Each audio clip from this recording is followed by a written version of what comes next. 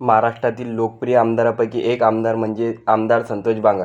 नमस्कार, मी आशुतोष स्वागत करतो तुम्ही सर्वांचं आपल्या यूट्यूब चॅनलमध्ये। आजच्या व्हिडिओमध्ये आपण पाहणार आहोत संतोष बांगर यांचा नगरसेवक ते 2 वेळा आमदार बनण्यापर्यंतचा संपूर्ण राजकीय प्रवास। सन 1980 मध्ये एका सामान्य कुटुंबात संतोष बांगर यांचा हिंगोली जिल्ह्यात एका गावामध्ये जन्म झाला।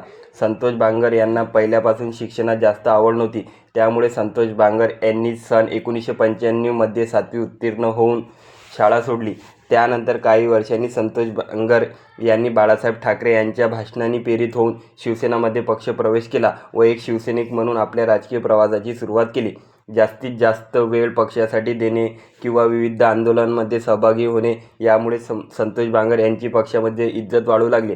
संतोष बांगर यांची पक्षासाठी एकनिष्ठा बघून वरिष्ठ पदाधिकारी यांनी संतोष बांगर यांना पहिल्यांदाच हिंगोली नगरपरिषदची निवडणुकीमध्ये उतरवलं आणि पहिल्याच नगरपरिषदच्या निवडणुकीमध्ये संतोष बांगर हे विजयी झाले व पहिल्यांदा नगरसेवक झाले। नगरसेवक बनताच संतोष बांगर यांनी मोठ्या प्रमाणात जनतेची कामे केली।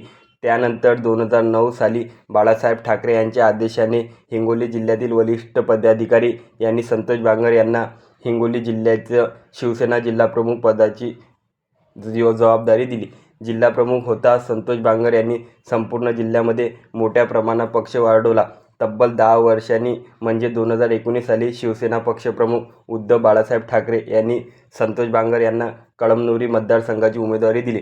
संतोष बांगर यांनी 82,515 मत घेत वंचित बहुजन आघाडीचे उमेदवार अजित नगर यांचा 16,378 मतांनी पराभव केला व पहिल्यांदा कळमनुरी मतदारसंघाचे आमदार झाले। आमदार होता संतोष बांगर यांनी गरीब जनतेला न्याय मिळवून दिला आणि करोडो रुपयाची विकास कामे मतदारसंघात केली। मात्र 2022 मध्ये एकनाथ शिंदे साहेबांनी शिवसेना पक्षासोबत बंड केला व 40 आमदार घेत BJP सोबत युती करत सरकार बनवले। त्या 40 आमदारांमध्ये संतोष बांगर हे सुद्धा सामील होते। पुढे शिवसेना पक्षाचे 2 गट झाले, एक शिवसेना ठाकरे गट आणि दुसरं शिंदे गट। सन 2022 साली एकनाथ शिंदे साहेबांनी संतोष बांगर यांना हिंगोली शिवसेना शिंदे गट जिल्हाप्रमुख पदाची जबाबदारी दिली। शिवाय संतोष बांगर यांनी आणखी मोठ्या प्रमाणात मतदारसंघाचा विकास केला।